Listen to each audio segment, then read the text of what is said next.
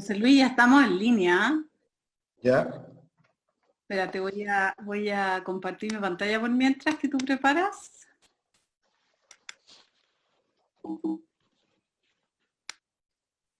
Ahí. encuentro. Te voy a, te voy a silenciar.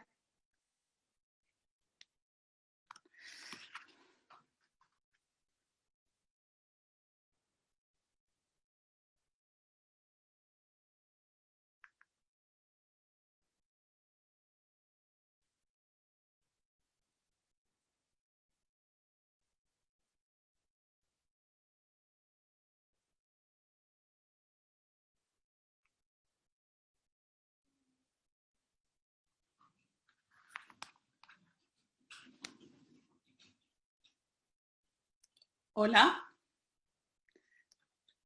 Ya me dijeron que se ve y se escucha perfecto. Estamos aquí a la espera de Mauricio Toro. Estamos haciendo unas pruebas técnicas para los que ya se vayan conectando. Espérame, José Luis, que te tengo silenciado.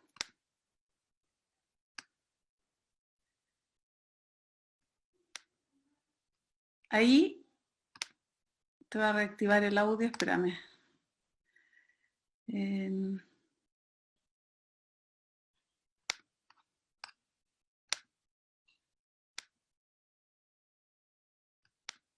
Yo lo puedo cortar ahí.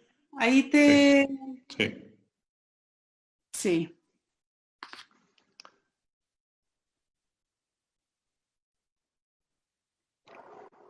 La gente, los que se cuelguen, están desde qué, desde dónde lo están viendo. Desde Facebook, desde la página del Archivo Fotográfico y Audiovisual de la Biblioteca. Ya, Yo lo estoy viendo ahí en el teléfono, estamos los dos. perfecto.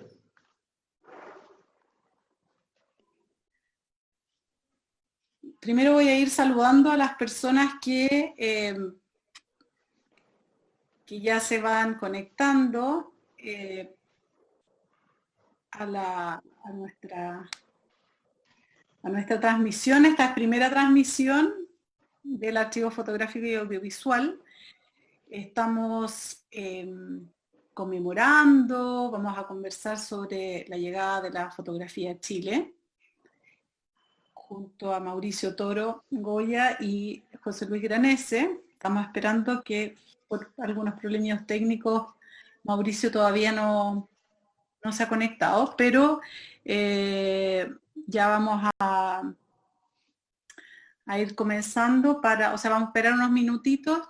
Les agradecemos a todos que estén acá acompañándonos. Es muy rara esta forma de hacer difusión, de conversar con la gente, pero bueno, ya han pasado algunos meses, nos estamos acostumbrando a estas instancias, pero que también tienen algo positivo, que es que nos pueden ver de muchas partes. Sé que habían algunas personas de Argentina que se querían conectar. Eh, yo en este momento no puedo ver quién está conectado, quién no está conectado, pero de todas maneras los saludamos a todos y a todas y todes en esta tarde. En pantalla está José Luis Granese, para quienes no lo conozcan su cara, es investigador, gran amigo del archivo y amigo de toda la vida de aventuras fotográficas varias, y investigador, y es un cazador de objetos y de historias relacionadas con la fotografía. Así que vamos aquí a estar conversando. Voy a poner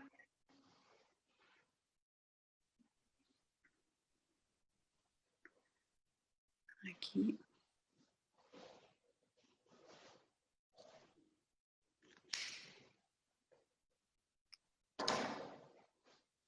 No sé dónde tenía la transmisión. Aquí está el video.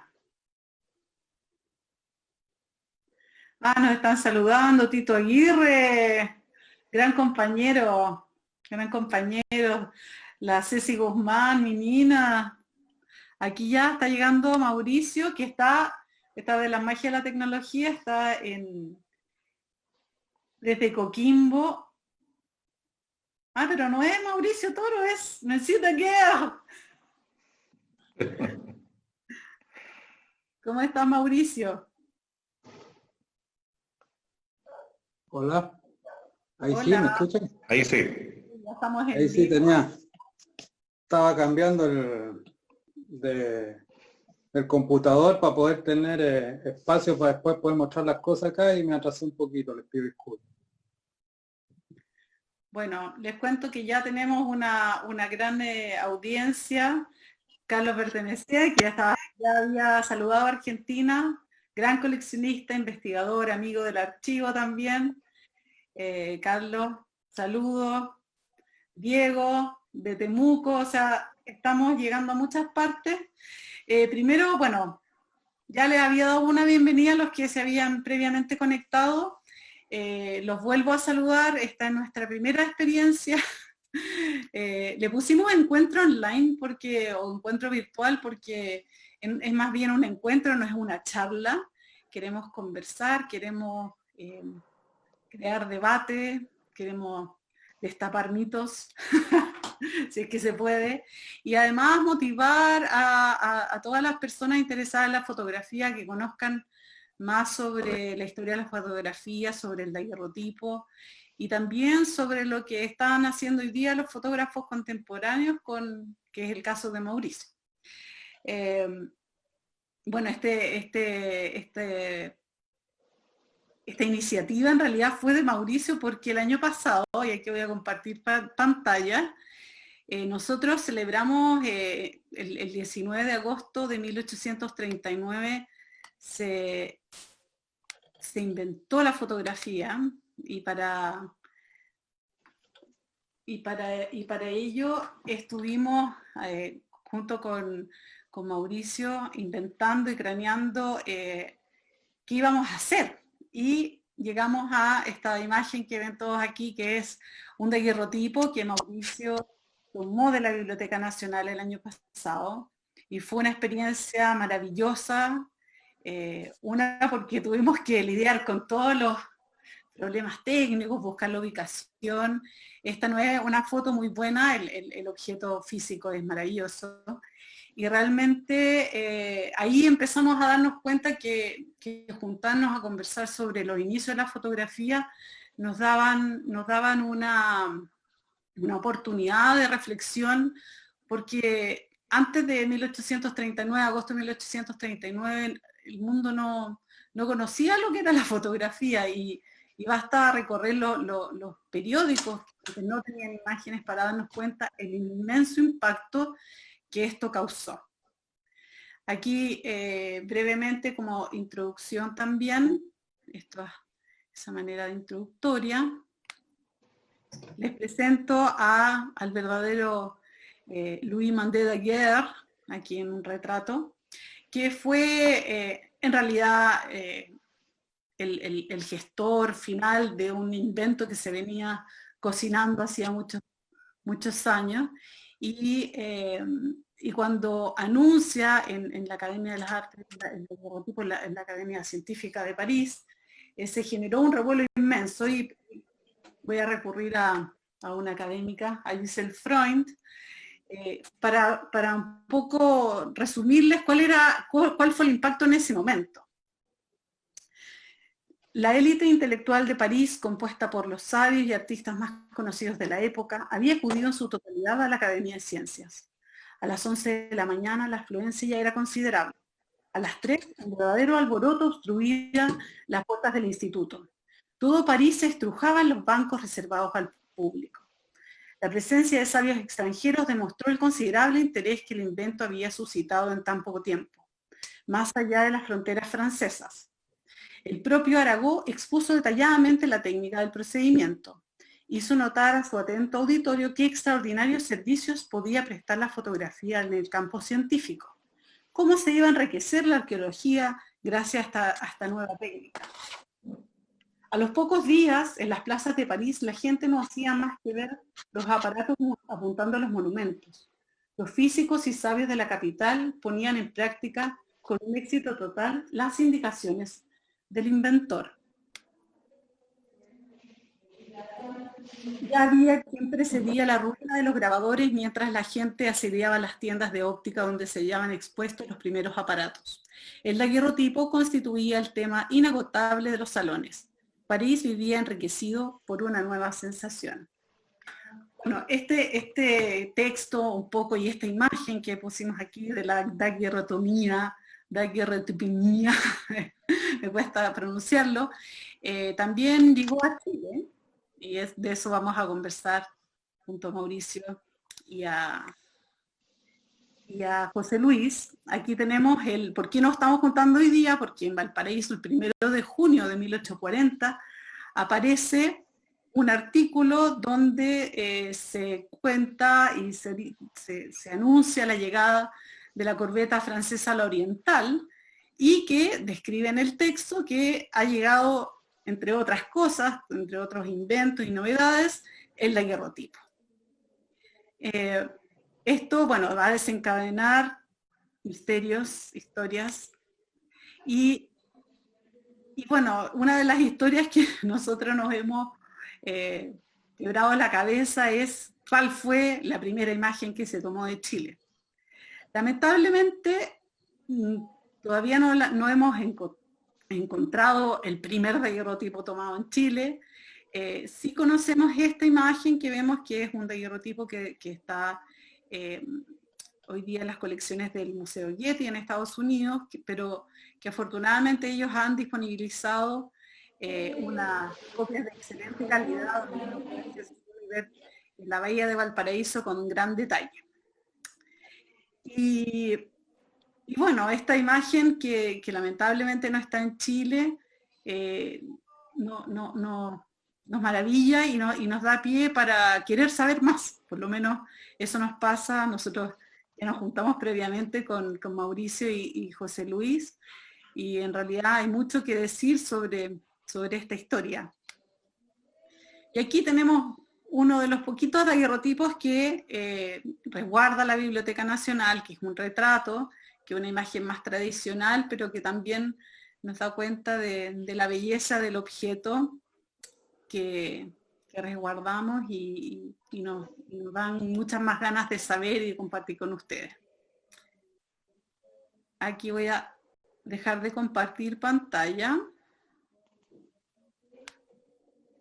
y, bueno, presentarles más formalmente ya a José Luis Granese, que está con corbatín,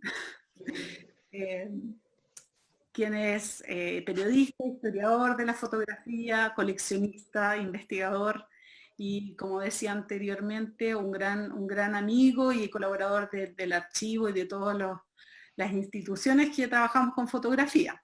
Nos conocemos hace mucho tiempo y bueno, por eso lo quise invitar, porque además es más que un amigo, como un cómplice. Y Mauricio es fotógrafo, gestor cultural y también una amante del patrimonio fotográfico de todas las eras, y un gran creador que además ha tomado la fotografía, los procesos antiguos como su medio expresivo, y con lo cual nos ha dado a conocer muchos secretos que en realidad nosotros, porque no somos expertos en química, porque no somos fotógrafos, nos es difícil de acercarnos. Y eso es un poco lo que vamos a hablar hoy día. La idea es que nosotros vamos a conversar y hacia el final vamos a abrir las preguntas. Yo estoy mirando el chat aquí del Facebook y bueno, esperamos poder responder o poder abrir. Técnicamente no podemos abrirlo a otras personas, pero sí a través del chat, y esta grabación también va a quedar disponible en nuestra página del Facebook. Así que, bueno, bienvenido a mis amigos. Que ¿vas a empezar, Mauricio? O... Sí, Oye, gracias por la invitación, Sole. José Luis, ya habíamos tenido unas reuniones previas hablando de esta pasión que tenemos todos. Les agradezco. Yo entré un poquito más tarde porque estaba tratando de resolver un problema técnico para después poder hacer algo con los ambrotipos que tengo yo acá en casa y hacerle algunas demostraciones técnicas básicas sobre el proceso. Pero yo soy un amante de las técnicas fotográficas del siglo XIX por varias razones. Pero siempre he tenido la duda. Leí el último libro que se publicó el Centro Fotográfico en Montevideo, con respecto a la llegada del daguerrotipo a Chile, ¿no? Esto de reunirnos es por este aviso que aparece en el Mercurio hace 180 años, de la llegada de la corbeta, la Oriental, que traía supuestamente dentro de la tripulación, ¿no es cierto?, a una o dos personas que podían hacer daguerrotipos. Esto era para ese tiempo algo muy increíble porque un invento que se había presentado en agosto del año anterior, que llegara la corbeta a Chile, ya estaba en Chile. Entonces era como que hoy sacan un teléfono y a los 4 meses ya está en nuestro país. Sobre todo un invento que viene, o un descubrimiento o invento, ahí está la discusión, que viene a cambiar la historia de comunicarnos, ¿no?, hasta el día de hoy. La forma, ¿no? Cambia la historia y cambia la forma de comunicarnos. Yo quería preguntarle a José Luis, yo ya leí el libro, pero yo como soy un soñador y imagino el mundo de otra forma, con otras, desde otros lugares. ¿Existe la posibilidad, esta soñadora que tengo yo, de que se hayan hecho algunas fotografías en Chile a la llegada al Oriental? Entendiendo que Comte al parecer se quedó en Montevideo, bla, bla, bla. En esa parte no me voy a meter yo. Te dejo a ti que te explayes, José Luis. Me encantaría en mis sueños más profundos y en el de muchos, que hubiese alguna vista de Valparaíso de esa época o algún retrato de alguna persona de Valparaíso que haya sido tomada por Lucas o por Comte. Bueno, explícamelo tú, José Luis, desilusióname o ilusióname. Gracias, Mauricio, gracias, Soledad. Es cierto, siempre estamos buscando el daguerrotipo que se pudo haber tomado después que llegó la fragata o la corbeta oriental, pero obviamente eso difícilmente va a ocurrir. Menos aún después de ver el libro de María Inés Turasi, que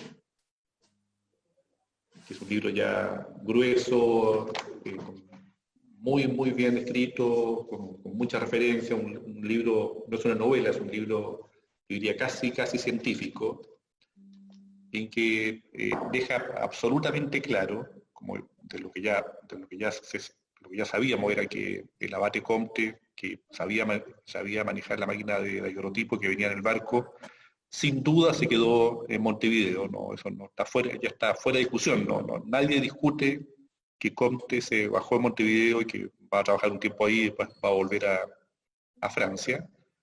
Y sabemos que el capitán Eugene Lucas también había asistido a clases con Daguerre, aparentemente también podría haber manejado esa máquina, pero claramente por alguna razón no lo hizo. No sabemos si Comte se bajó con la única máquina que traía el barco o no, pero yo creo que queda lamentablemente comprobado que los meses, porque el barco no está una noche, está un tiempo bastante largo fondeado en la bahía de Valparaíso, nunca nadie se bajó con una cámara de daguerrotipo y tomó ninguna vista, porque además el barco el día que llega el Mercurio publica casi una página completa, un diario de 6 hojas, publica una hoja entera, contando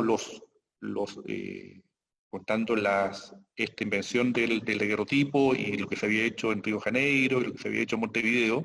Entonces, la expectación ya estaba, o sea, no es un barco fantasma, es un buque escuela, o sea, todo el mundo lo espera, los intelectuales lo están esperando en Valparaíso, hay expectación, y durante todos los meses que el barco está fondeado en Valparaíso no hay una sola noticia que hayan bajado una cámara de daguerrotipo. Sí hay una noticia que el barco también trae un fisionotrazo y el tipo y la persona que lo sabe manejar ofrece hacer siluetas con esa máquina. Entonces, lamentablemente, yo diría que hoy día es casi imposible pensar en encontrar un daguerrotipo tomado en 1840, porque sin duda hubiese sido noticia, porque el barco lo estábamos esperando, estaba en la noticia, sabíamos que venía el barco, o sea, yo creo que es absolutamente imposible, lamentablemente absolutamente imposible. Ahora, lo que sí es curioso es que la noticia de la aparición del daguerrotipo es muy anterior a la llegada del barco. O sea, de la forma que los chilenos se enteraron de que Daguerre había inventado el daguerrotipo es muy anterior. Quiero ver si puedo compartir una imagen. Esa.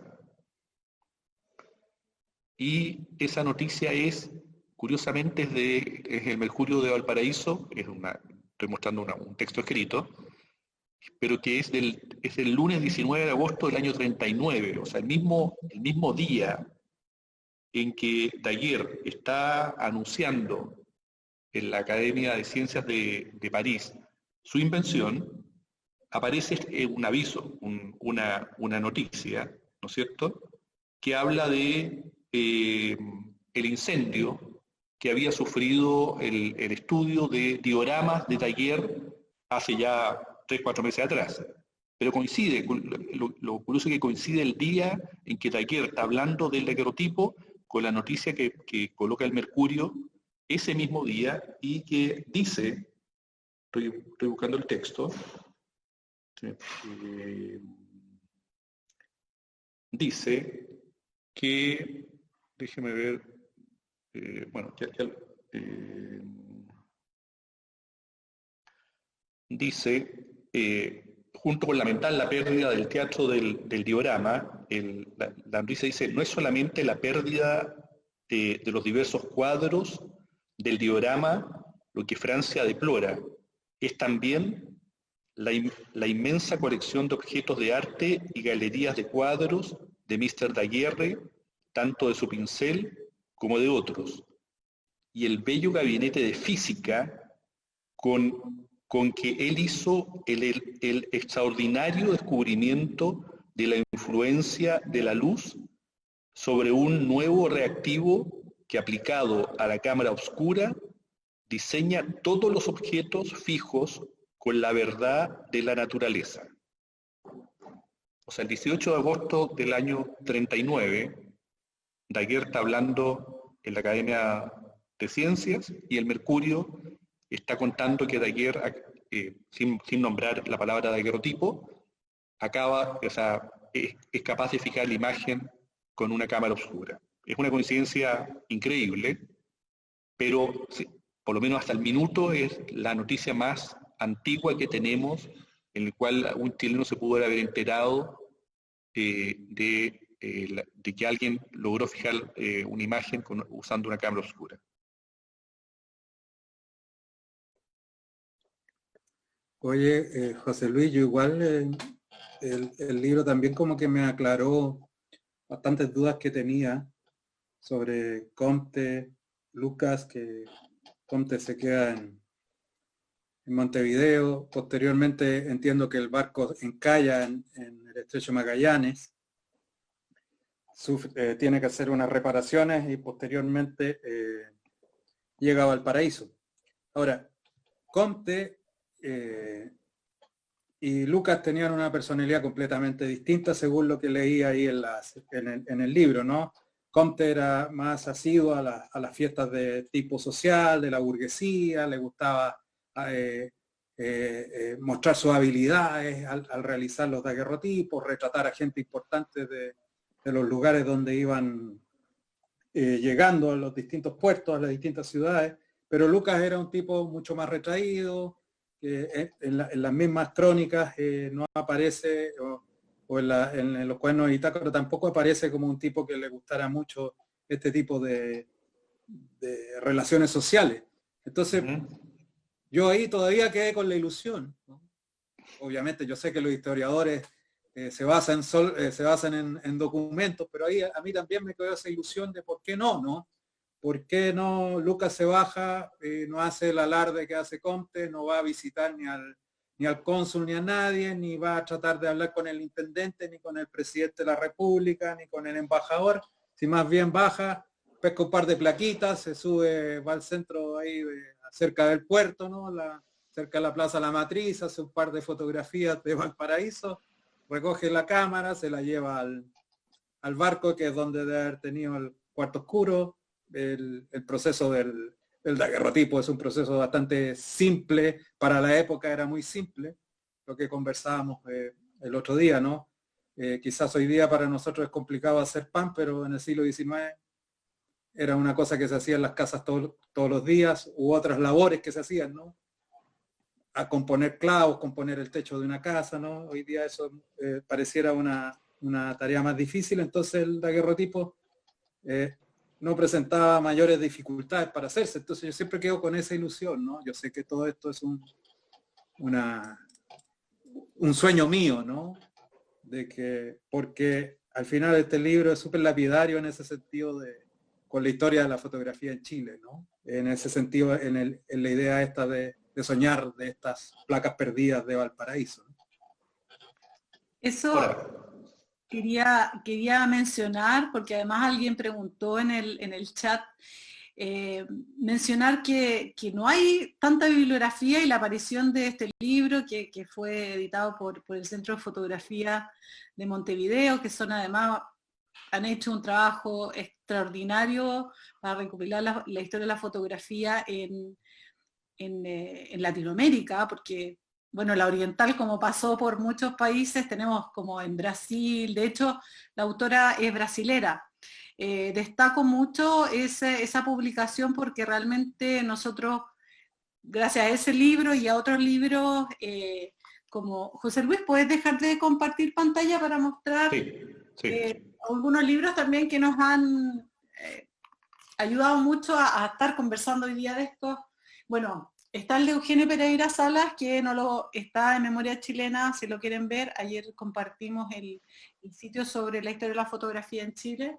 Luego está este libro, Historia de los fotógrafos en Chile durante el siglo XIX, que también tiene otra versión en el 20, que también gracias a la generosidad de Hernán Rodríguez y de toda la gente que colaboró con estos libros, está también disponible en línea.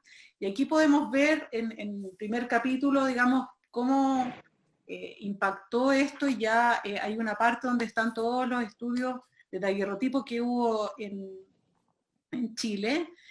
Y bueno, el Museo Histórico también aportó lo suyo con este catálogo de su fotografía de estuche, que también está bien interesante, porque sí, en el Museo Histórico se resguarda la vista una de las pocas vistas de daguerrotipo, que eran raras, de Copiapó. Lo voy a buscar ahí y la muestro. Entonces también estos son unos pocos libros que nos han ayudado mucho, pero también nos dábamos cuenta y pensábamos que nos falta mucho por investigar, o nos falta mucho por encontrar. José. no, eso es verdad, pero Mauricio, tú eres lejos el más experto, porque es la única persona que sabe tomar un daguerrotipo hoy día. La posibilidad que nunca, porque que la gente no piense que tomar un daguerrotipo era como bajarse con el celular y tomar fotos así a discreción. O sea, había que bajarse me imagino, con 50 kilos de peso, una carpa, emulsión. O sea, haber pasado desapercibido, yo creo que es casi imposible, ¿no, Mauricio?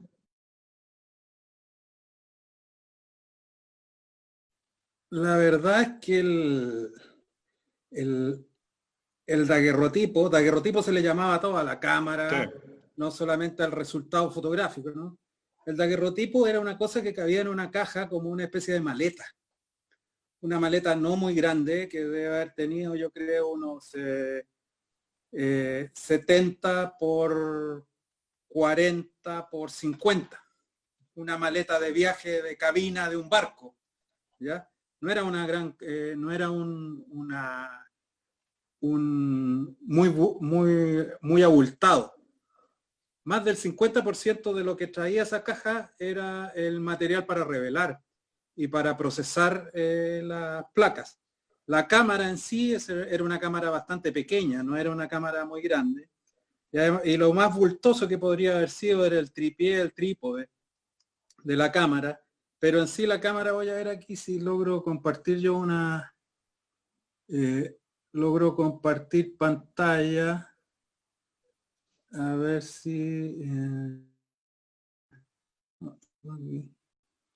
de este aparato no puedo. Voy a ver si lo hago aquí, un segundo.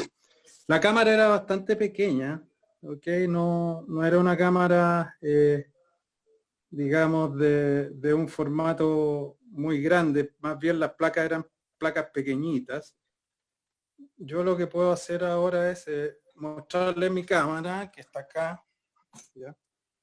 Que no es una cámara muy grande si ponemos la mano en comparación. No sé si es la notas, ¿no? Sí, ¿La ves? sí. No es una cámara muy grande, entonces la persona al llevar la cámara no creo que haya sido demasiado bultoso. Para la época, cuando las cosas eran bastante grandes, digamos, ¿no? La dimensión de las cámaras era una cosa bien grande. Entonces no creo que haya sido algo muy complejo. Yo creo que lo más complejo, en sí, lo más complejo del tema era el trípode, puede haber sido, y que alguien no conociera un trípode en esa época. Lo imagino, digamos. Pero en sí el aparato no era un aparato grande para la época. ¿La placa habría que emulsionarla minutos antes o ya se podía tener placa Bueno, emulsionada? las placas en sí, las placas de daguerrotipas, se pueden emulsionar incluso un día antes. Perfecto. El manual que tú tienes ahí, si lo podrías mostrar, que es una maravilla, que está traducido al español. Esa es la primera traducción al español. El manual, que era bastante riguroso, indica que la placa debe ser emulsionada minutos antes de hacer la imagen. ¿Ok? Entonces, si la placa se emulsionaba minutos antes, el señor Lucas, imaginémoslo así, tenía el cuarto oscuro armado en el barco, emulsionaba la placa, lo ponía en un portaplacas y lo llevaba y llevaba con la cámara cargada y hacía las tomas. No era algo muy complejo, digamos, desde ese punto de vista. Era mucho menos aparatoso de lo que podría ser hoy. Perfecto. No es tan complejo. Porque en sí el daguerrotipo es un proceso simple, muy simple. Complejo hoy, pero muy simple para las personas que realmente han tenido alguna experiencia de revelar fotos en su casa, en un cuarto oscuro.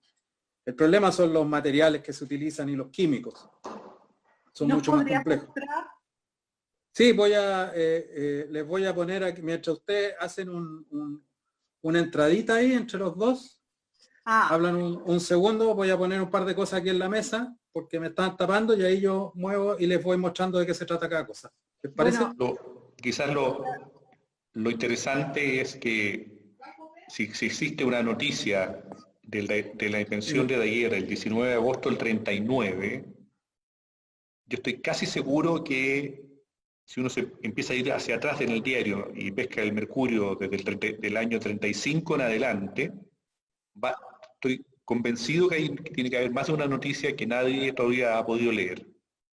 Pero hasta el minuto, la noticia más antigua sería 19 de agosto del 39. Pero estoy convencido que tiene que haber material hacia atrás. Y quizás no sería raro que hubiese pasado algún daguerrotipista entre el 38 y el barco. José Luis, ¿y nos podría ¿Sí? mostrar el libro? Que esto fue algo que descubrimos en estos días, que José Luis nos mostró, porque yo lo había visto en Uruguay, de hecho, una exposición que hicieron sobre el daguerrotipo del Museo Histórico el año pasado, y yo nunca lo había visto, un ejemplar en español, y realmente es maravilloso que José Luis lo tenga, porque podemos, tal vez digitalizarlo y Está en línea. El libro está digitalizado en línea. La gracia es que este libro fue comprado en Chile, está impreso el año 39, o sea, poco después que Daguerre saca su manual, y como dice Mauricio, es como la Biblia, así que uno que quisiera tomar un daguerrotipo tendría que seguir paso a paso las indicaciones que Daguerre dejó puestas acá. Quizás una imagen interesante del paso también de los daguerrotipistas por Chile está en ¿cómo se llama? En esta caricatura de Spencer. A José Luis le olvidaron los guantes. Sí. Ahí, la tomo ahí. No sé si se ve bien, pero si se ven bien, es la cara de Spencer con un dibujo que hace un dibujante en Valparaíso. Él tiene una cámara con un trípode en la mano, tiene al sol encadenado, o sea, él domina la luz, tiene ahí abajo al sol con cadenas, y en los bolsillos de la chaqueta tiene un montón de químicos, y atrás hay como una especie de teatro, como para decir que él es el que manejaba la escena. Es una fotografía tomada, es una foto a un dibujo tomado en Valparaíso de Spencer.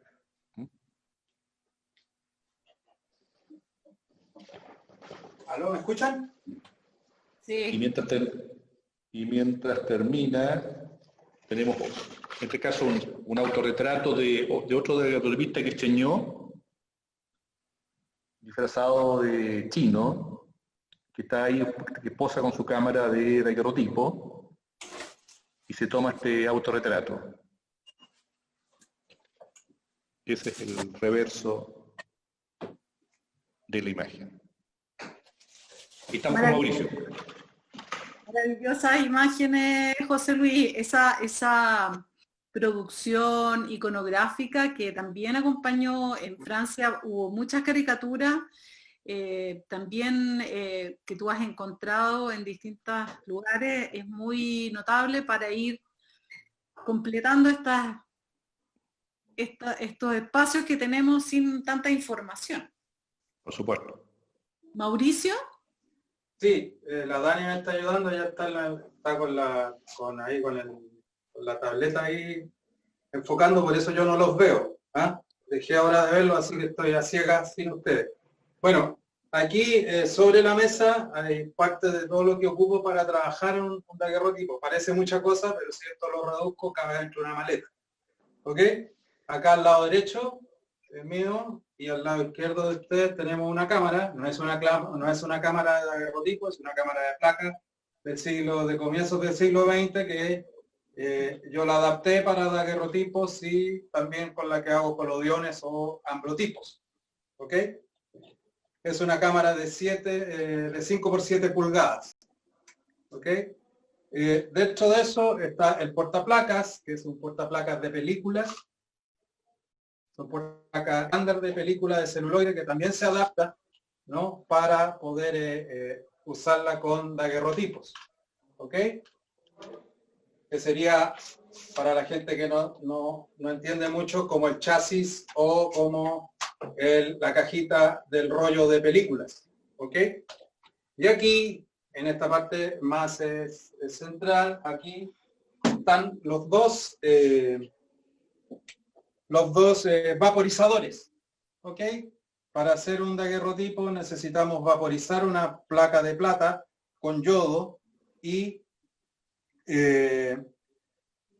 primero con yodo, ¿no? En una placa, aquí en esta parte, al interior de la base del recipiente, nosotros echamos yodo metálico. Les voy a mostrar para que ustedes lo vean.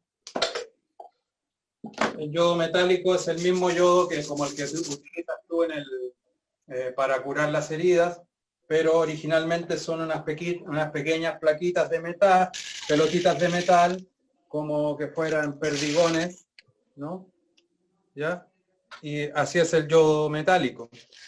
En esta placa tú usas este yodo metálico para vaporizar la placa. Bueno, esa cuestión es súper importante porque la definición del daguerrotipo, la definición y la nitidez del daguerrotipo es precisamente porque la imagen es hecha por estas partículas de vapor de yodo y no están hechas por una partícula de plata, como en el gelatina bromuro de plata, la fotografía en blanco y negro que habitualmente conocemos. Entonces son tan pequeñas las partículas de vapor que se suspenden sobre la plata que hacen que la nitidez de la imagen sea muy potente. ¿Ok? También para revelar las placas, bueno, las placas pasan por dos vapores, se me había olvidado decir. ¿Ah? Voy a mostrarles acá. Primero quiero mostrarles una cosa. A ver si te acercas, Dani. Esta es la placa común y corriente de bronce o de cobre, que después se mete en un baño de plata, se platea completamente y hace que la placa quede muy brillante y plateada, ¿ya? Con plata, ¿no? Es un baño de plata como se le haría una joya. Esa placa, una vez que es pulida, se pone sobre el portaplacas. Todo esto a la luz. ¿Ya? Se pone sobre el portaplacas. Se fija aquí al portaplacas y se pone en el vaporizador. Se tapa acá y se vaporiza la placa por una X cantidad de tiempo. El yodo tiene ciclos, de eso no me voy a meter, después podemos hablar de eso, ¿ya? Y se va vaporizando y se va tornando de distintos colores. Llega un punto en que la placa llega a un color amarillo anaranjado, que es cuando la placa está sensible para hacer la imagen. ¿Cómo se hace eso? Se va inspeccionando con una luz muy leve de una vela o con la luz de una lámpara como esta rebozada contra la pared. Se va inspeccionando el color de la placa hasta que dé ese amarillo un poco anaranjada. La placa ahí está sensibilizada y se debe acelerar. ¿Ya? En otro vapor se acelera. Aquí lo tenemos. ¿Ya? Estas son las otras pelotitas que utilizamos para acelerar el proceso. Lo hacemos más sensible, más rápido a la luz. ¿Ya? Y queda una vez acelerada. Y una vez que la placa está acelerada o ya está sensibilizada, está lista para ser expuesta. Aquí está protegida de la luz. Después uno va, enfoca con la cámara, ¿no es cierto? Y la pone sobre en la parte inferior, o sea, posterior, perdón, del portaplacas. Ya enfocó, saca el cortador, que es el que permite pasar la luz, y uno obtura. ¿Ok? Los tiempos de exposición para una placa acelerada de daguerrotipo son bastante rápidos. Si está a pleno sol un día de verano, con diafragma, supongamos, F5.6 o F11, que es la abertura del lente, puede ser de 1 a 3 segundos. ¿Ok? Si está a la sombra, obviamente la exposición es mucho más larga. Una vez que la placa ha sido expuesta, viene la parte del revelado.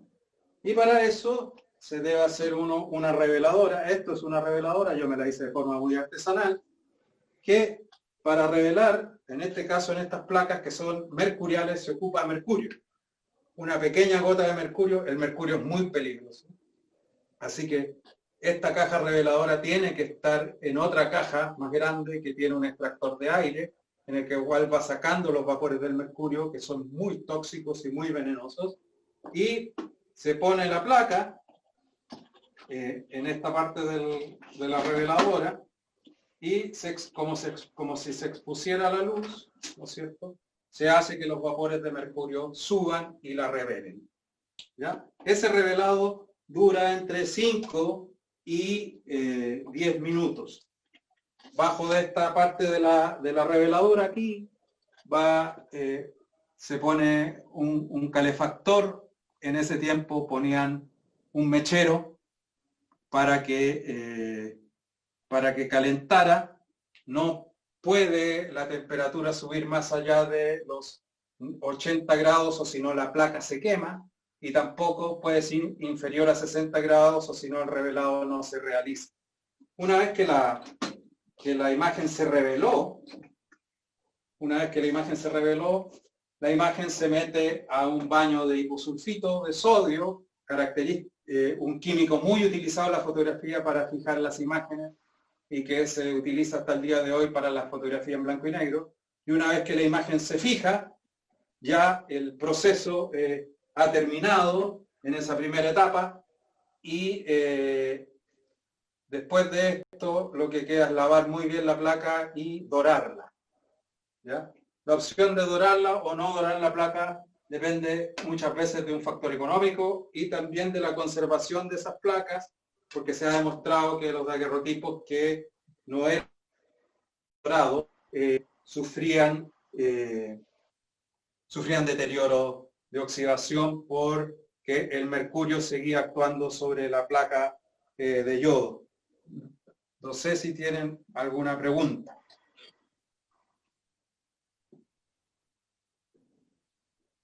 Mauricio, yo creo que sería bueno en este momento mostrar la imagen y también explicar por qué va montada en un estuche con un vidrio, porque eso mucha gente a lo mejor tiene un daguerrotipo en la casa y le pasa el dedo. Hay que como explicar eso porque de alguna forma también les vamos a ayudar a aquellos que puedan tenerlo a no cometer ese error. Y luego tal vez pedirle a José Luis que muestre algún daguerrotipo histórico y así vamos viendo cuáles son los elementos comunes. Bien, mira, si te acercáis, Daniel, quiero mostrar, no sé si ves el daguerrotipo. ¿Se ve este daguerrotipo aquí? Ok. Miren, lo que sucede es que la película de la emulsión está suspendida después de la plata. Es como un polvo que queda adherido, pero ese polvo es muy delicado y con cualquier roce ese polvo se sale. ¿Ok? Entonces es muy delicado. Cuando una vez que uno le aplica el baño de oro, ese polvo se fija un poco más, pero siempre es delicado. Entonces si uno lo toca, se desprende la emulsión. Por tanto, aquí les voy a mostrar otro. Por tanto, la placa debe ser protegida por un vidrio. ¿Ya?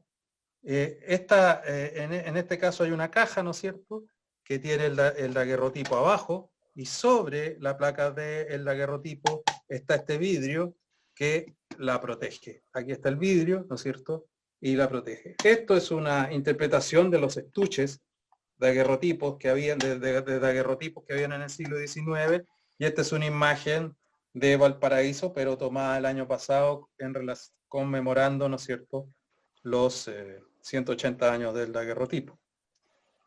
Ok, entonces esto es lo que sucede cuando la placa, si uno la llega a tocar, la imagen se desprende, es muy delicada, se llama efecto de ala de mariposa. ¿Por qué se le llama así? Porque la placa se puede mojar y la emulsión no se corre, está fija ahí, o sea, la imagen está fija ahí, pero si uno la toca, se le queda pegada a los dedos, igual que cuando uno toca una ala de mariposa, se queda pegado el color y la textura de esa ala. Luego que José Luis muestre sus daguerrotipos, les voy a mostrar aquí en vivo cómo se coloreaba o cómo se iluminaba un daguerrotipo. Sigan ustedes. Bueno, decir que en realidad toda esta demostración ha sido maravillosa. agradecemos también a Daniela, que está ahí colaborando con esta clase magistral de daguerrotipos. También a las personas de mi equipo que han estado apoyando a ir con las preguntas. Aquí una persona preguntaba que con qué químico se aceleraba la plata. Se me olvidó decir, se utiliza bromo.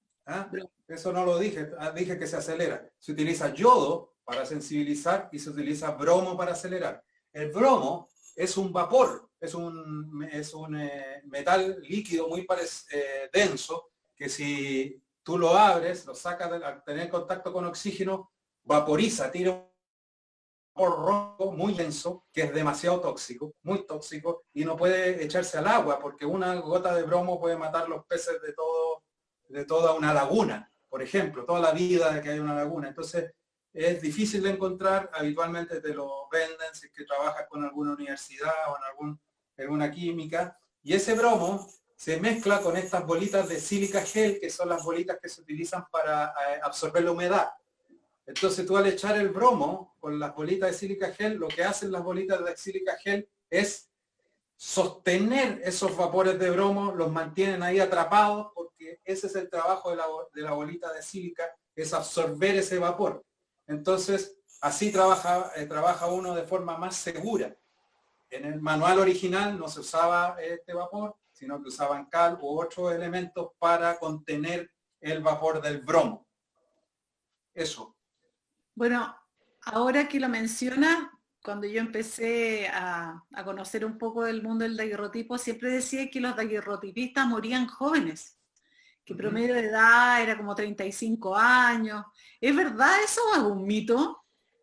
Yo creo que dentro de los mitos que hay, ahora, ¿qué sucede? Que si tú no tomas las medidas de resguardo, el mercurio es acumulativo y es tremendamente tóxico, se te deposita en los riñones, te puede generar cáncer a los huesos y un sinfín de enfermedades, ¿no?, que se van desarrollando con los años.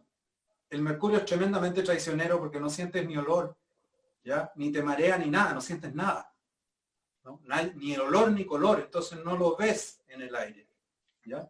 Después de 24 grados, o creo que un poco antes, ya vaporiza, o sea, ya hay vapor de mercurio en una habitación y sin tú saberlo. Entonces, pero la cantidad de mercurio que se utiliza para revelar una placa es tan ínfima que yo creo que lo que más mataba a los daguerrotipistas desde mi punto de vista es que, si es que es cierta la historia, yo creo que es el mal manejo del bromo, ¿no?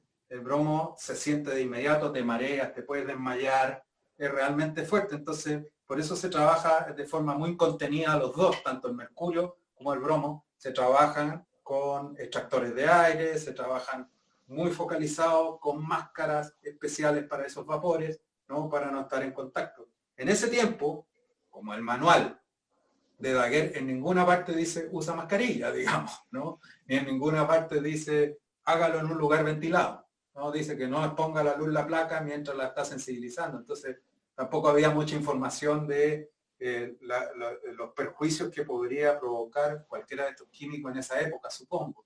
Además, usaban el mercurio para tratar algunas enfermedades, ¿no?, en esa época. Interesante. Bueno, ahora todos usamos mascarilla. Sí. Eso sí. Sí, me acordaba, cuando hablabas del mercurio pensaba en el coronavirus. Bueno, Sí. José Luis, ¿estás ahí? Sí, voy a mostrar, si quieren, para la gente que conoce menos un daguerrotipo clásico. Este es como el formato más conocido, por lo menos para hacer retratos, 1/8 de placa, y generalmente es una caja de madera forrada en cuero repujado. Lo estoy mostrando por ambos lados, y tiene broches que cierran para poder abrir la imagen.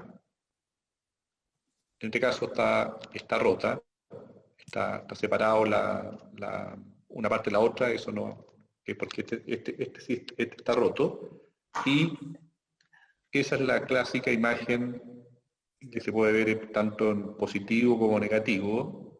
En este caso es Juana Agüero Adriasola, que es mi tatarabuela, que se toma este daguerrotipo en Valdivia el día que se compromete, y por eso está mostrando su anillo de compromiso, que fue pintado después de haber tomado esta imagen.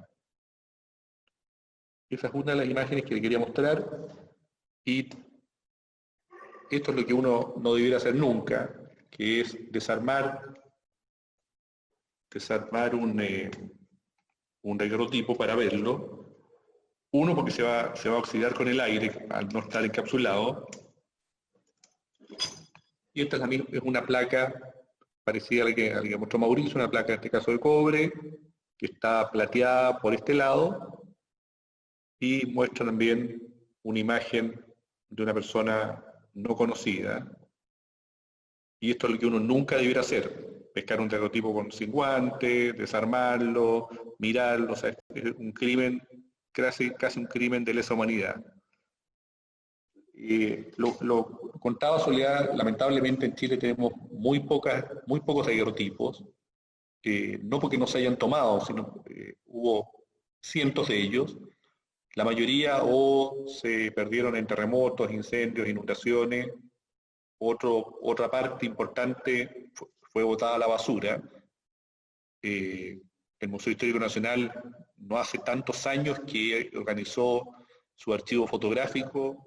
Estamos hablando de los años 80, yo creo que antes de los años 80 quizás no había un archivo fotográfico. Probablemente si uno llevaba una caja grande con fotos, daguerrotipos y álbumes al museo, probablemente le decían que se fuera para su casa. Estoy hablando de los 70, los 60, no, la fotografía no era un elemento importante para la historia. Y vistas exteriores, que son muy pocas a nivel mundial. Solamente hay en el Museo Histórico Nacional, tenemos 2. Entiendo que hay 3 fuera del país. Una que mostró Soledad de Valparaíso, hay otra muy parecida que también está en Estados Unidos. Hay una de un campamento en Copiapó, y lamentablemente no hay más.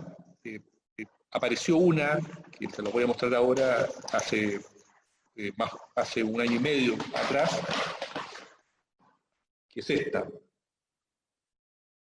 Es una vista que no muestra la ciudad, sino que muestra a varias personas en el frente de una casa, o en el patio de una casa en realidad. Y aunque parezca increíble, este daguerrotipo exterior aparece en el paradero, no sé, paradero 40 de la Gran Avenida, en una feria libre, en el suelo de una feria libre, en la parte que se ponen los que llaman coleros, en que había un colero que había, no sé de dónde sacado o recogido de la basura, 4 daguerrotipos, y uno de ellos es una vista exterior. Y eso de alguna manera le da esperanza a Mauricio, que alguna vez quizás vamos a encontrar los daguerrotipos tomados después de la llegada o antes de la llegada de la fragata oriental. Ojalá que encontremos uno, pues. Quiero mostrar una caja un poco más elaborada, que está nacarada, también tiene un broche, y es un daguerrotipo también hecho en Chile. No sé si ahí se ve, ¿no? Uh-huh. Eso es muy bello, oye, José Luis, ¿sabes por qué? Porque además el passepartout dorado que se le pone es para ocultar los defectos del proceso fotográfico, ¿no? Detrás justo del passepartout es donde están todos los daños de la placa por los químicos y por el contacto con el portaplaca. Por supuesto. Y tienen la misma lógica de caja cerrada, vidrio, y el vidrio está encapsulado para que no le entre oxígeno a la placa, que entiendo que es lo que le podría hacer más daño en el tiempo, ¿no? Sí, habitualmente los daguerrotipos, cuando están en contacto con salas húmedas y con salas que tienen muchos químicos o que hay principalmente humedad, comienzan una oxidación bastante rápida, que es provocada por la oxidación del ambiente en la capa de oro. ¿Ya? El oro se empieza a poner más naranja, se empieza a poner más, el ocre se empieza a anaranjar y empieza a tener como una especie de óxido semicolor cobre, que es por la exposición a la humedad. Por eso es necesario que estén encapsulados los daguerrotipos. Incluso Sole parece que vio, ella nos puede aclarar, pero la otra vez me explicó, parece que ante el microscopio se veía como también con los años el vidrio se iba descomponiendo y haciendo pequeños montículos como de arena sobre el daguerrotipo. Algo así me contaste, Sole, ¿no? Sí, muchas veces, bueno, qué bueno que abordaron eso, que es el tema que nosotros nos preocupamos en el archivo, que dado la constitución del daguerrotipo, tiene una fragilidad en la cual también radica su belleza. Y claro, la caja o el montaje del daguerrotipo, como también explicó José Luis, está bien orientado a la preservación. Podríamos decir que los primeros conservadores de fotos son los mismos fotógrafos. Entonces,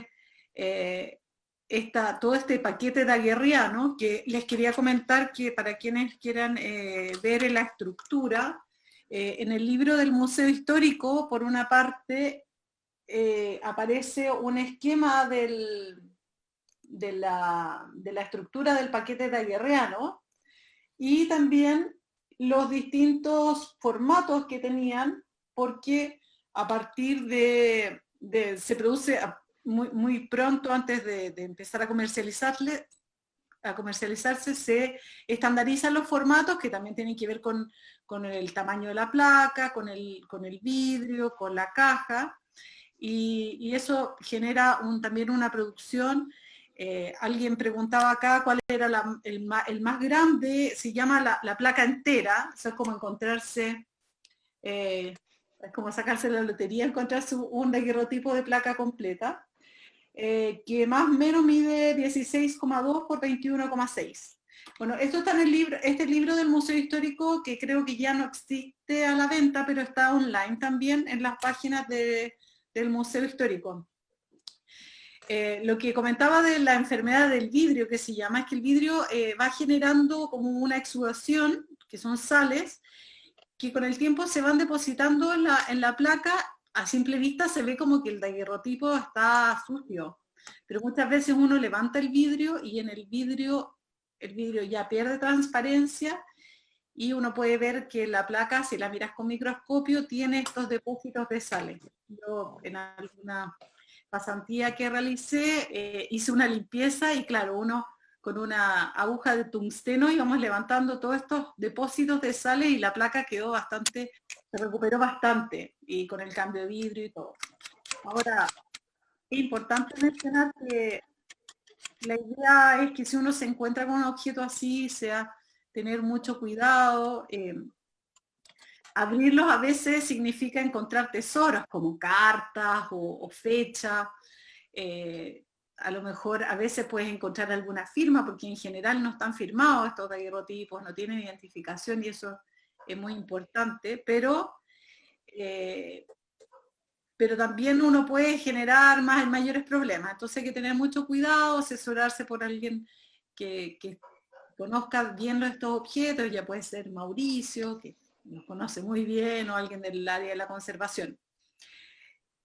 Voy a dejar ahora a Mauricio, que está en estos momentos coloreando un daguerrotipo, que esa es una característica muy singular de estos objetos.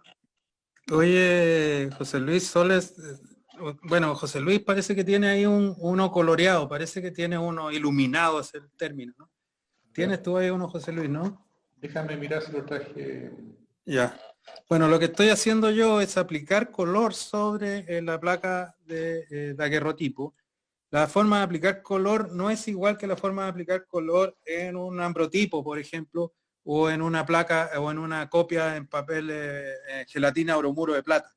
¿Ok? Es completamente distinto. ¿Por qué? Porque uno puede pasar a llevar la emulsión. ¿Ok? Se debe colorear después de dorar, porque la emulsión está más firme y uno no la pasa a llevar con tanta facilidad. Ese tema 1. Y tema 2, aquí es donde lo mágico de esto, lo que uno hace, aquí al lado izquierdo tengo sobre el vidrio, pigmento, ¿ya? Que en este caso son de estas, como estas tizas de artista que se utilizan pastel seco, ¿no? Que se muele y se mezcla con goma arábiga, y una vez que se mezcla con goma arábiga se vuelve a moler y se vuelve a hacer el pigmento. Yo las barritas las vuelvo a armar, ¿ya? Y con eso queda este pigmento. Y este pigmento se aplica directamente sobre la zona que uno quiere. Se dan cuenta que aquí yo apliqué sobre este pescado, ya apliqué este azul. Aquí sobre esa hoja ya apliqué este verde, y sobre los labios, que lo voy a hacer ahora, voy a aplicar el rojo. ¿Cómo se hace? Lo primero que uno tiene que hacer es el halo de tu boca, empañar la imagen, ¿ok? Después tomas parte con un pincel muy fino, solamente se puede hacer en áreas muy pequeñas de la forma que lo estoy haciendo yo. Y con el pincel vas aplicando muy suavemente como un tampón sobre el área que quieres colorear. ¿Ok? Muy suavemente, como ir dejando las partículas de pigmento que sean absorbidas por las partículas que tiene la emulsión. Después, nuevamente, soplas un poco para que salgan las partículas que quedaron sueltas y fijas la imagen nuevamente con el halo de tu boca, y después el halo de la placa empieza a desaparecer con el calor y ya tienes, ahí se ve un poco fuerte porque está con el reflejo, pero después tú con el mismo pincel seco vas retirando los excedentes cuando te parece que el color está muy fuerte.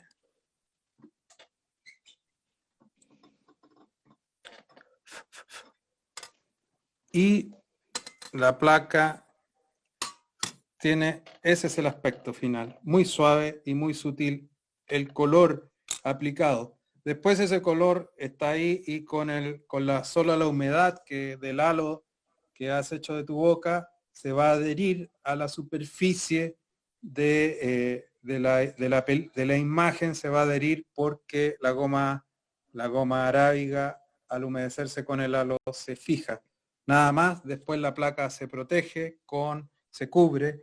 Si necesitas cubrir un área mayor, lo que debes hacer es enmascarar, como se hace habitualmente, con una hoja, cubres todo lo que no quieres que se exponga, y dejas caer con el pincel de esta forma el polvo sobre la imagen. Y después el mismo procedimiento, soplas y con el halo vuelves a fijar la imagen. ¿Qué sucede qué va sucediendo con el daguerrotipo? Van sucediendo cosas al pintarlo. Va perdiendo la profundidad. Al tener color, pierde la profundidad y se va poniendo más opaco. O sea, esta cosa mágica, ves que ahí al lado, donde está la boca, el reflejo es menor a esta otra zona donde se refleja la mano, donde está la boca, ya pierde el reflejo ese maravilloso, y donde está ese verde, no hay ningún reflejo. Si se dan cuenta, en esta área de acá, comienza a perder esa maravilla que tiene el daguerrotipo de uno poder reflejarse en él y poder generar esta idea, esta sensación maravillosa que tiene el daguerrotipo de que la imagen está suspendida en un lugar que uno no sabe, ¿no? Eso es muy bello. ¿Encontraste, José Luis, uno? No, lo que pasa es que no lo traje, pero a ver, no lo tengo ahora a mano, y si me levanto voy a poner mucho. Bueno, eso es lo que les puedo decir. Así se pinta un daguerrotipo, es de la forma que he encontrado en los distintos manuales del siglo XIX y las distintas investigaciones. Es la forma más eficiente para hacerlo. No sé si hay otra cosa, Sole. Bueno, primero decir que esta demostración ha sido increíble. Yo nunca había visto, yo había visto cómo se hacían daguerrotipos, pero realmente yo creo que esto es un regalo maravilloso para todos los fanáticos de la fotografía, en especial para aquellos que nos gusta, además estos procesos históricos. Yo creo que conocer más en detalle su estructura nos ayuda a dimensionar de mejor forma por qué es un objeto tan mágico, ¿no? Cuando uno abre esta calidad como de la imagen flotante, que creo que ningún proceso fotográfico después lo logró. Entonces, y entender además todos estos procesos de cómo lo pintaban, porque lo doraban, por ejemplo, la joya, que era muy común, o le ponían color en los labios, en la cara, y realmente ver cómo se hace, lo encuentro maravilloso, además de todas las otras demostraciones. Bueno, yo quería ir leyéndote algunas preguntas, Mauricio. Hay varias que tienen que ver con el dorado. Sí, me preguntan si es que es fácil dorar uno mismo, dorarlo, dicen.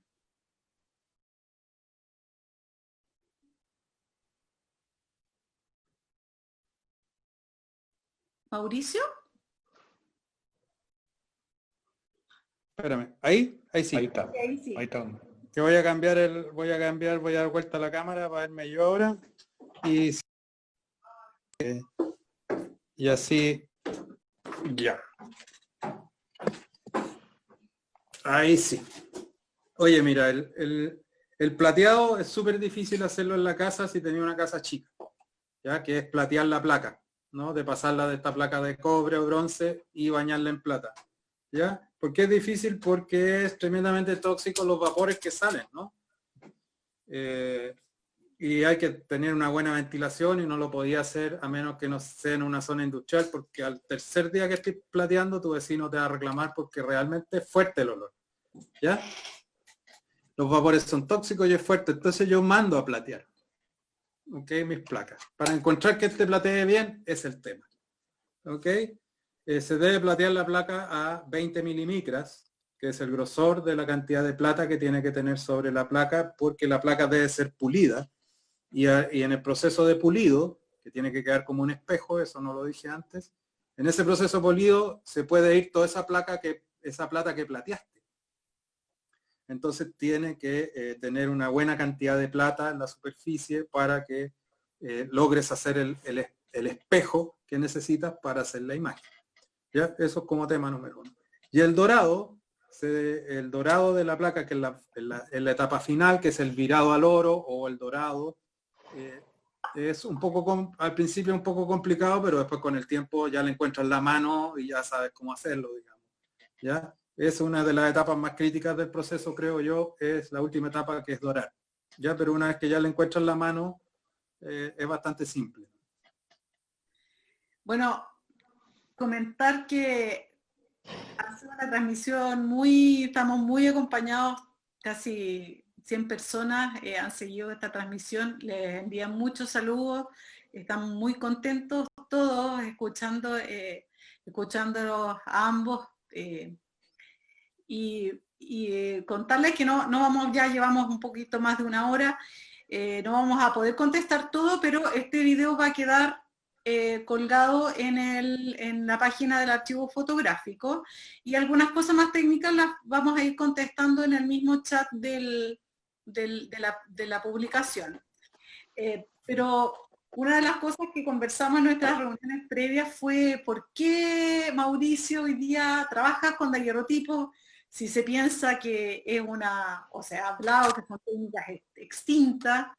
Hoy día vemos que tú en Chile eres, yo creo que lo único, hoy día, porque antes Andrés Díaz hizo daguerrotipos, otro fotógrafo, son muy pocos, pero hay una motivación tuya especial que tiene que ver con tu arte, con tu imagen. ¿Por qué no nos cuentas un poco con qué serie empezaste a hacerla, por qué empezaste a hacer un poco eso? Bueno, el daguerrotipo en sí lo tengo hace tiempo. Hice primero unas pruebas en México, después posteriormente hice unas pruebas en Argentina con otro amigo, y mientras yo desarrollaba el collodion, el ambrotipo. Entonces, mi único problema estaba en poder conseguir los químicos en Chile y que alguien me plateara de forma segura las placas que tuviesen la cantidad de plata necesaria para hacer unos buenos daguerrotipos, porque depende mucho un buen daguerrotipo del grosor de la plata que tiene la placa, es esencial. Entonces, una vez que logré resolver eso, me tiré de cabeza a hacer algunos, no me quedaron muy bien, pero vino a Chile un amigo mío mexicano y hizo un taller de collodion en cámara lúcida, y aproveché yo de afinar todas mis dudas de daguerrotipos con él, ya con Arturo Talavera de Panóptico, y con él hicimos intercambio de material y todo. Yo me quedé con un stock para poder desarrollar un proyecto inicial, ¿no? Y el año pasado, en relación a los 180 años del daguerrotipo, inicié un proyecto con una residencia de creación en el Balmaceda Arte Joven de Valparaíso, que me permitió ahí un espacio para poder desarrollar mi investigación y poder hacer una serie fotográfica que se denominó Octubre Rojo, en relación a la explosión y al levantamiento social que ocurrió en octubre recién pasado. Mis proyectos fotográficos en sí abordan el tema de los soportes del siglo XIX, precisamente con el fin de ser autónomo en todo el proceso fotográfico, no depender de lo que dicta el mercado o la industria actual para poder desarrollar mis proyectos. Entonces, de una u otra manera, voy generando esta suerte de artesano de la imagen vinculado a estas producciones del siglo XIX, que para mí se basan en mi pensamiento político y filosófico con respecto al mundo. Por eso hago daguerrotipos y hago ambrotipos, ¿no? Esa es en sí la base de mi experiencia técnica, ¿no? Mi experiencia técnica está basada en un pensamiento filosófico y político, y más allá de este descubrimiento maravilloso que es utilizar estas técnicas del siglo XIX, ¿no? Y lo maravilloso de la imagen que producen, ¿no? Y el objeto, lo objetual. Bien, Mauricio, bueno, soy admiradora de tu trabajo y además creo que ver también un trabajo, porque yo he visto trabajos de daguerrotipistas actuales, pero que un poco rehacen recrean un poco la estética del siglo XIX, que también son muy bonitos, pero claro, tú usas la técnica y la empujas hacia una visualidad más contemporánea que es muy interesante. Y contarle a los que se integraron hace poco que la Biblioteca Nacional tiene un daguerrotipo, un retrato de daguerrotipo que le hizo, retrato del edificio, digamos, Mauricio Toro, y pienso que fue un momento muy, muy importante que la biblioteca también tuviera en sí, ya que no existe algún daguerrotipo original. Bueno, ya la biblioteca, el edificio se construyó después de 1913, ya no existía ese tipo de prácticas, pero fue muy especial. Quiero comentar también que en esa ocasión hicimos, con el Departamento de Extensión, se hizo un registro que vamos a compartir después, en estos días, para que también puedan ver cómo fue ese proceso que fue muy, muy interesante. José Luis, ¿estás ahí? Sí. ¿Querías comentar algo? No, bueno, siempre maravilloso ver lo que hace Mauricio. además con las ganas que lo hace, con la calidad que lo hace. O sea, es envidiable que tenga este amor, porque en realidad es poco explicable que el daguerrotipo haya durado tan poco, ¿no?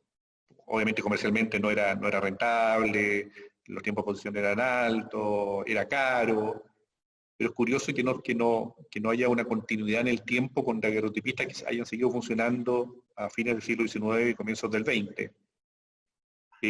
Sigue siendo una imagen maravillosa, el famoso espejo con memoria, sigue siendo algo increíble, la calidad es infinita, porque explicaba Mauricio que no hay grano, que no hay, o sea, uno lo puede seguir ampliando casi como una imagen vectorial, y es claro, sigue siendo, yo tengo, bueno, lo mostré recién, tengo el privilegio de tener a mi tatarabuela, y sigo lamentando que lo que ya conté, la mayoría de los daguerrotipos se perdieron por catástrofes naturales y una cantidad no menor fueron botados a la basura, y que todavía espero que con esta charla, si hay gente que tiene un daguerrotipo cerca, lo pueda manipular con el mayor cariño posible, que se acerque a la Biblioteca Nacional y hable contigo para ver qué se puede hacer con él, pero porque por ningún motivo intente abrirlo, sacarlo, tocarlo, porque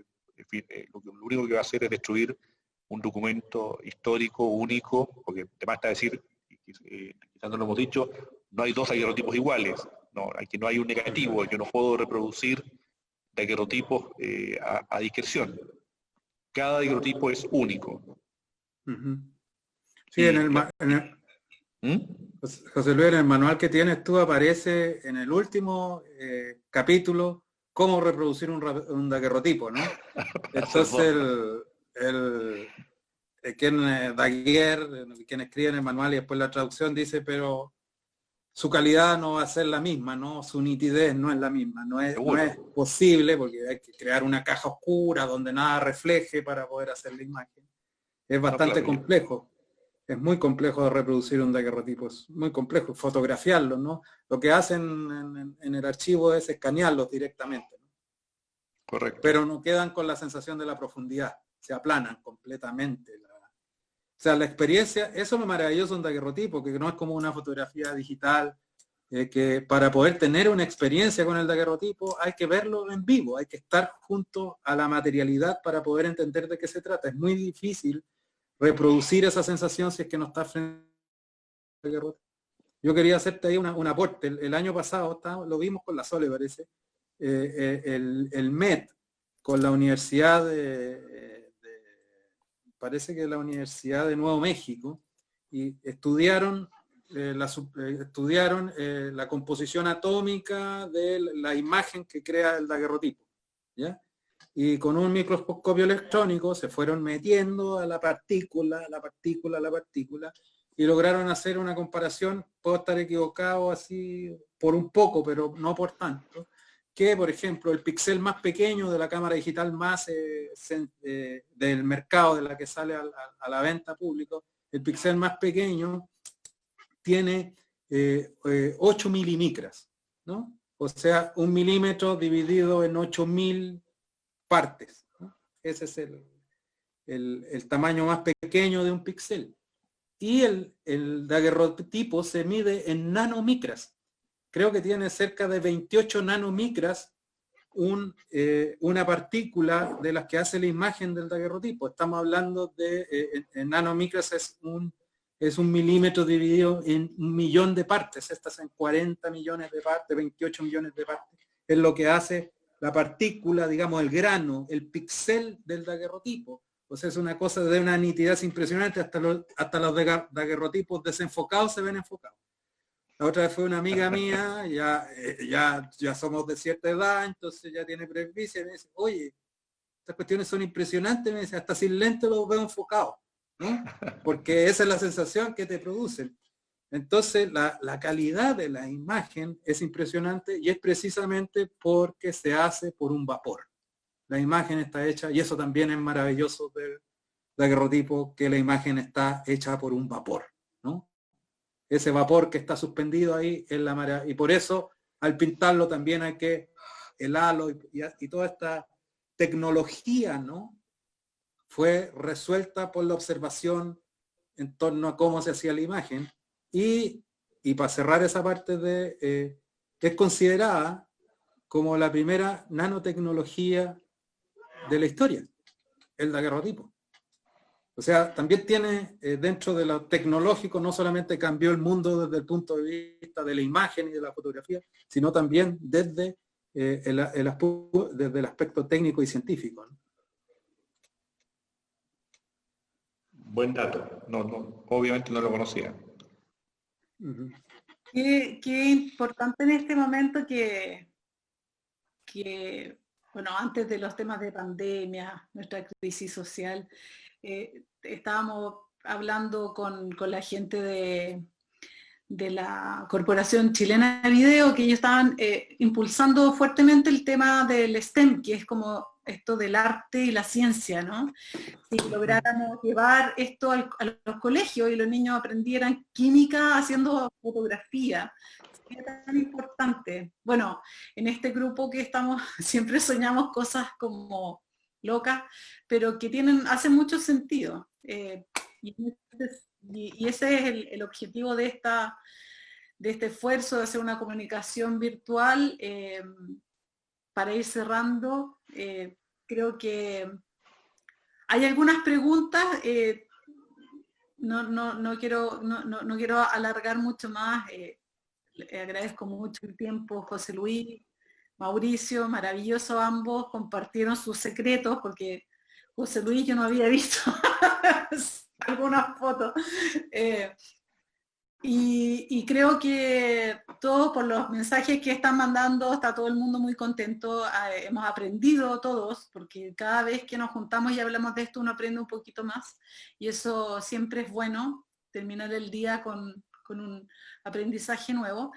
Y comentar que, bueno, vamos a estar revisando los comentarios, hay bibliografía disponible en línea, el manual que mostró José Luis está en línea. Podemos poner algunos links, y la biblioteca tiene una pequeña colección, pero también está accesible ahí en el sitio de Memoria Chilena, así es que yo ya empiezo a despedir este maravilloso encuentro. Muchas gracias, José Luis, muchas gracias, Mauricio. No sé si ustedes también se quieren despedir. Sí. Obviamente gracias por la invitación, Soledad, gracias Mauricio por tu excelente clase de cómo se hace un daguerrotipo. Yo no lo había visto nunca, y menos con esa claridad y con ese amor. Y nada más que gracias, Soledad, por habernos convocado. Oye, José Luis, ha sido un gusto conocerte. Tu pasión y tu daguerrotipos son envidiables. Oye, Sole, yo quería solamente hacer un alcance. Yo sé que muchos amigos van a querer buscar, experimentar, aventurarse quizás a hacer daguerrotipos. Lo único que les puedo decir es el manual de daguerre, ese que está traducido, que tiene José Luis, que es maravilloso, no sé de dónde sacó esa edición. Está en internet, pero lo único que les quiero pedir es que por favor tomen todas las precauciones de rigor con respecto al mercurio y al bromo, que son extremadamente tóxicos. No lo hagan en el interior de la casa si tienen niños, no lo hagan en un lugar que no sea ventilado, no lo hagan si es que no tienen los extractores de aire necesarios, créense un sistema para estar protegido. No es como hacer una foto en blanco y negro, revelarla en el cuarto oscuro como se hacía antes, es muy delicado, te hablo en serio. Y si no tienen la experiencia, si es solamente por experimentar y ver algo, no se arriesguen. En mi consejo, no lo hagan por solo experimentar algo, sino que mejor participen a lo mejor algún día de un taller, o hagan algo así para tener la experiencia, pero además es caro para armarlo en la casa, para tener solamente la experiencia de hacer una foto, no tiene mucho sentido. Pero ahí está el manual, pero hay que ser muy riguroso y cuidadoso con los químicos. Eso como aporte mío. Yo agradecido de esta oportunidad. Soy un amante de los procesos fotográficos del siglo XIX y de la historia de la fotografía chilena.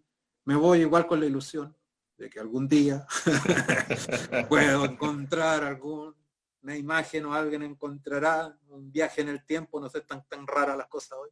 que llegará una fotografía de Lucas, ya sé que no es de Conte, pero una de Lucas que se tomó en la Oriental o fue rescatada de cuando sale la Oriental y naufraga a un mes de haber llegado al paraíso. Un mes fue, José Luis, ¿no? Sí, sí, un poquito más.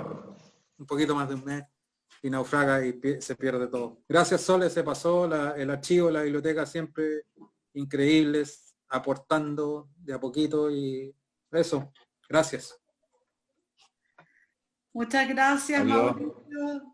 Gracias. Bueno, me despido de todos. Gracias a todos, todos los que están conectados, la gente que ha mandado mensajes. Realmente yo no podía dormir anoche porque pensaba que no iba a fallar la tecnología, pero nos ha acompañado realmente el equipo de extensión que nos apoyó, a mi equipo que siempre está ahí desde las casas aportando mucho y nada, feliz.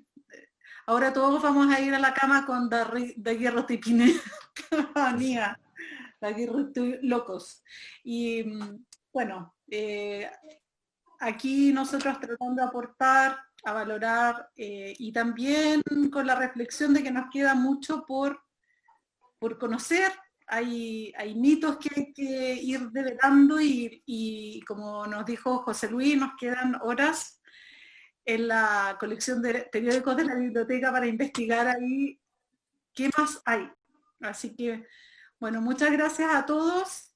Buenas noches, cuídense y seguimos conectados.